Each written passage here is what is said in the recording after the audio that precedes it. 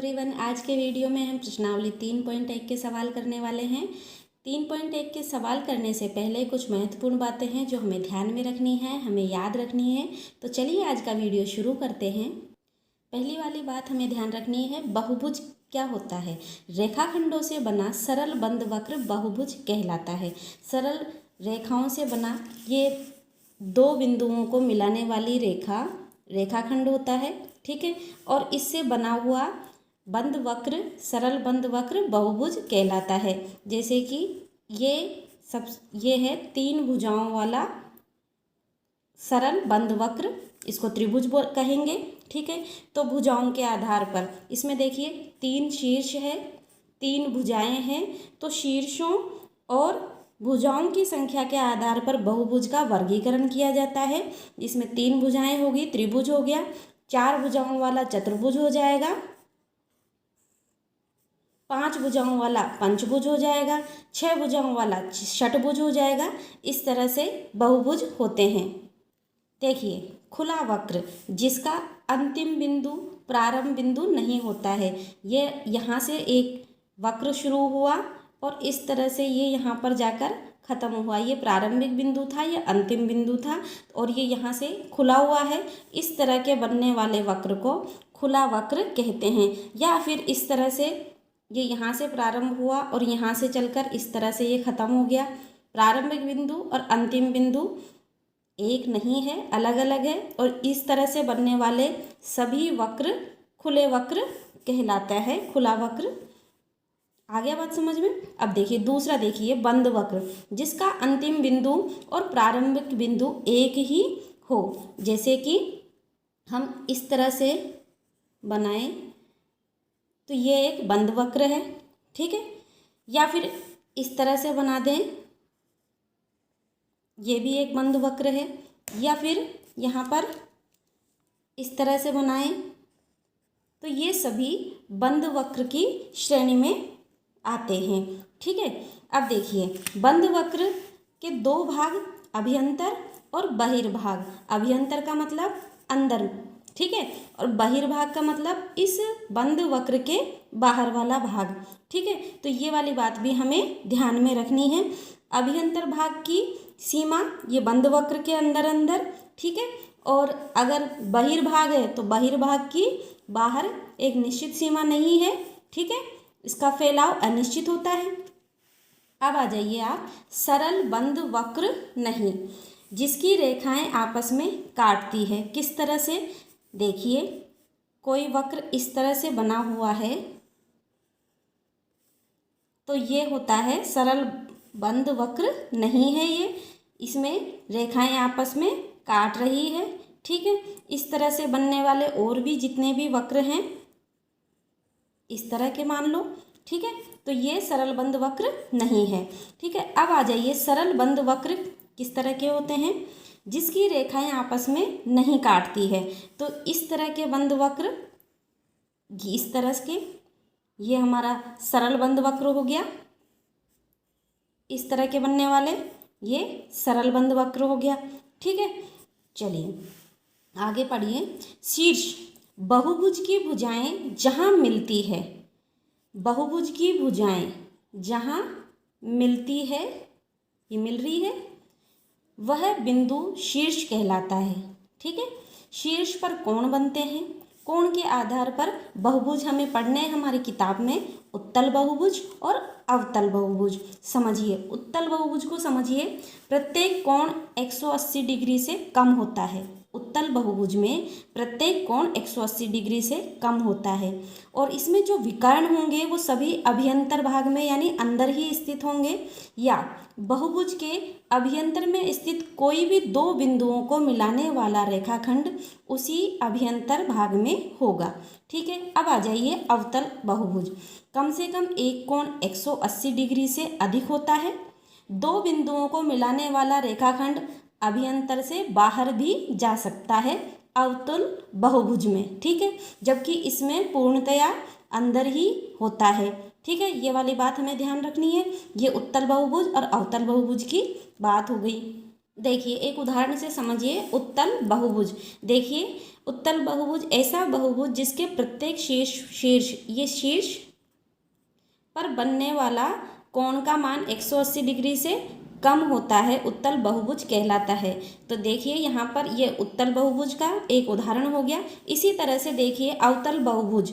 अवतल बहुभुज में ऐसा बहुभुज जिसके शीर्ष, ये शीर्ष है, जिसके शीर्ष पर बनने वाला कोण में से कम एक कोण 180 से अधिक होता है। देखिए ये 180 डिग्री से अधिक बन रहा है यहाँ पर, तो ये अवतल बहुभुज है। ठीक है, अब यहाँ देखिए इसके अवतल बहुभुज में एक बात और बताई है मैंने, इस बहुभुज के अभ्यंतर में स्थित यानी अंदर स्थित दो बिंदुओं को मिलाने वाला रेखाखंड अभ्यंतर यानी अंदर से बाहर, अभ्यंतर से बाहर जा सकता है। तो इस तरह से बनने वाले अवतल बहुभुज कहलाते हैं। ठीक है। विकर्ण, बहुभुज के विकर्ण दो शीर्षों को जोड़ने से प्राप्त रेखाखंड है। किस तरह से, देखिए इस तरह से अगर दो शीर्षों को आपस में ये जोड़ रहे हैं, एक विकर्ण हुआ और ये दो विकर्ण हो गए। ठीक है, चलिए अब शुरू करते हैं हम सवाल करना, जो आप आसानी से कर पाएंगे। देखिए यहाँ पर कुछ आकृतियाँ दी गई हैं, 1 2 3 4 5 6 7 8 आकृतियाँ दी गई है। प्रत्येक का वर्गीकरण निम्नलिखित।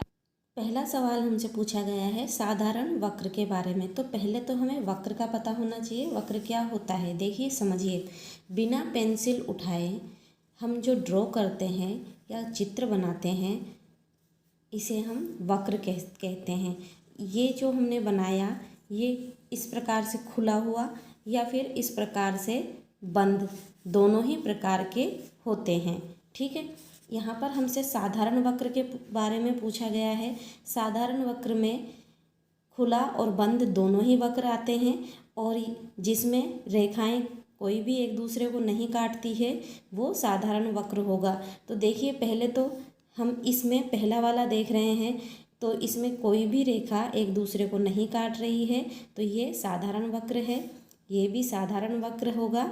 अब इसमें देखिए, और इन सब में हम जब इनको ड्रॉ कर रहे हैं पेंसिल से या पेन से, तब हमको पेंसिल या पेन उठाने की आवश्यकता नहीं हो रही है, हम आराम से बना पा रहे हैं। और इस तरह के में जब हम बना रहे हैं, तो ये अंदर का बनाने के बाद में जब हम बाहर का बनाएंगे तो हमें पेन पेंसिल को उठाना पड़ रहा है, तो ये वक्र की श्रेणी में नहीं आता है।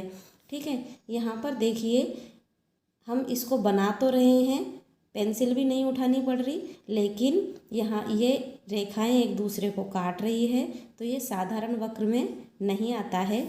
इसी तरह से यहाँ देखिए, ये भी साधारण वक्र का श्रेणी में आ रहा है हमारे, ये साधारण वक्र होगा, क्योंकि इसमें भी हमें पेन पेंसिल को उठाने की आवश्यकता नहीं हो रही है। और यहाँ पर भी ये भी साधारण वक्र में आ रहा है।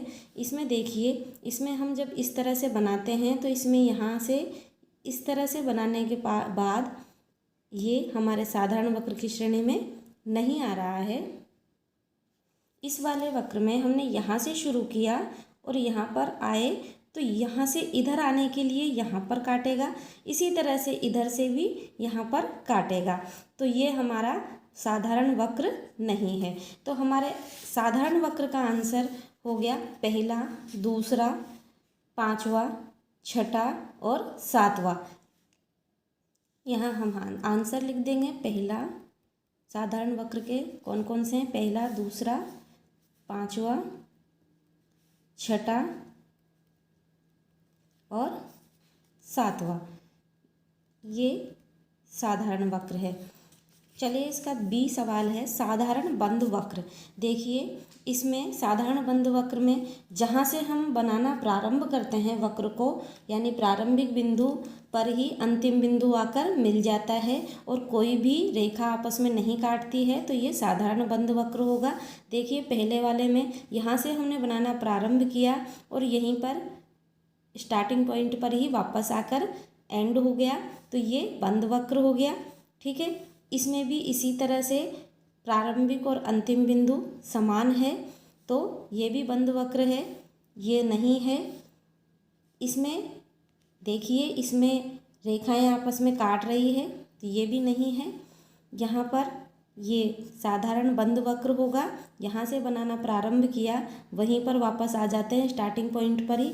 इसी तरह से इसमें भी हम स्टार्टिंग पॉइंट पर वापस आ जाते हैं और इसमें भी हम स्टार्टिंग पॉइंट यानी प्रारंभिक बिंदु और अंतिम बिंदु समान हो जाता है, तो ये भी साधारण बंद वक्र की श्रेणी में आएगा, ये नहीं आएगा। तो इसका आंसर हो गया पहला, दूसरा, पांचवा, छठा और सातवां। इसको हम लिख देंगे।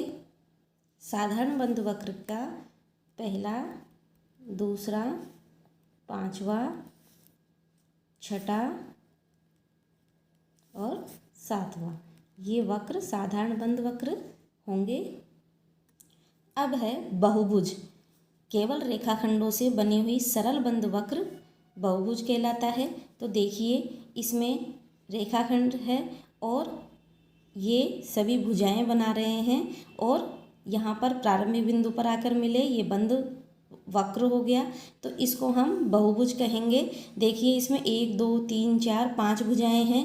इसी तरह से देखिए यहाँ पर भी ये रेखाखंडों से घिरी हुई एक आकृति बन रही है जो कि पूरी तरह से बंद है और हमें भुजाएं प्राप्त हो रही है 1 2 3 4। ठीक है, इसमें कोई रेखाखंड नहीं बन रहा, तो ये बहुभुज नहीं है। देखिए ये रेखाखंडों से बनी हुई आकृति है परंतु एक ये रेखाएं आपस में काट रही है, ये बहुभुज नहीं है। देखिए इसमें कोई रेखाखंड नहीं है, इसमें भी नहीं है और इसमें भी नहीं है और इसमें भी नहीं है, तो हमारे पास बहुभुज पहला और दूसरा प्राप्त हुआ। ठीक है, तो इसका आंसर हो जाएगा पहला और दूसरा। ठीक है, अब आ जाइए उत्तल बहुभुज पे। उत्तल बहुभुज में हमारा जो प्रत्येक अंतःकोण होता है 180 डिग्री से कम होना चाहिए, तो उत्तल बहुभुज कहलाता है। बहुभुज हमें 1 और 2 प्राप्त हुए हैं, तो देखिए इसमें तो ये 180 डिग्री से अधिक कोण बना रहा है, तो ये तो उत्तल बहुभुज नहीं होगा। यहाँ पर देखिए 180 डिग्री से प्रत्येक कोण 180 डिग्री से कम है, तो ये उत्तल बहुभुज होगा सेकंड नंबर का। इसका आंसर हो गया सेकंड। अवतल बहुभुज, अवतल बहुभुज में कम से कम एक अंतःकोण 180 डिग्री से अधिक होना चाहिए, तो इसका आंसर ये हो जाएगा। ये 180 डिग्री से अधिक का कोण बना रहा है इस तरह से। ठीक है, तो यहाँ पर इसका आंसर हो गया 1। इसका दूसरा सवाल है समबहुभुज क्या है। तो देखिए एक समबहुभुज का नाम बताइए जिसमें 3 भुजाएं, 4 भुजाएं, 6 भुजाएं हो। तो समबहुभुज ऐसा बहुभुज जिसकी प्रत्येक भुजा व प्रत्येक कोण समान नाप के हों, मतलब भुजाएं बराबर होती है, सभी अंतःकोण भी बराबर होते हैं, ऐसे बहुभुज को समबहुभुज कहते हैं। ठीक है, अब यहाँ पर 3 भुजाएं दी गई है, तो ये हो जाएगा सम त्रिबाहु त्रिभुज। यहाँ पर 4 भुजाएं बराबर है, तो ऐसा होता है हमारे पास 4 भुजाएं किस में बराबर होती है, वर्ग में। 6 भुजाएं हो तो षटभुज बनेगा, लेकिन हमें समबहुभुज चाहिए तो षटभुज को सम षटभुज कहेंगे। ठीक है, देखिए समबहुभुज प्रत्येक भुजा व प्रत्येक कोण समान नाप के हो, अर्थात सभी अंतःकोण बराबर हो, सभी भुजाएं बराबर हो। इसमें पहला जो हमारा आंसर होगा जिसमें हमें 3 भुजाएं दी गई है, तो उसको लिखेंगे सम त्रिबाहु। समान है, त्रि यानी 3, भुजाएं समान है जिसकी तीनों भुजाएं, इसको सम त्रिबाहु त्रिभुज। ठीक है, दूसरा जिसमें 4 भुजाएं हैं समान है, तो इसको हम वर्ग कहते हैं। और तीसरे का हमारा आंसर हो जाएगा जो कि 6 भुजाएं दी गई है, तो सम षटभुज। ठीक है, मैं आशा करती हूँ प्रश्नावली 3.1 के सभी सवाल आपको अच्छे से समझ आए होंगे। वीडियो को लाइक करना ना भूलें और कमेंट में ज़रूर बताएं वीडियो कैसा लगा। और जो यहाँ नए हैं चैनल को सब्सक्राइब ज़रूर कर लें, जिससे आने वाले सभी वीडियोस आप आसानी से देख पाएँ। हंसते रहिए, मुस्कुराते रहिए और अपनी प्यारी सी मुस्कुराहट के साथ पढ़ते रहिए गणित। Thanks for watching, bye bye.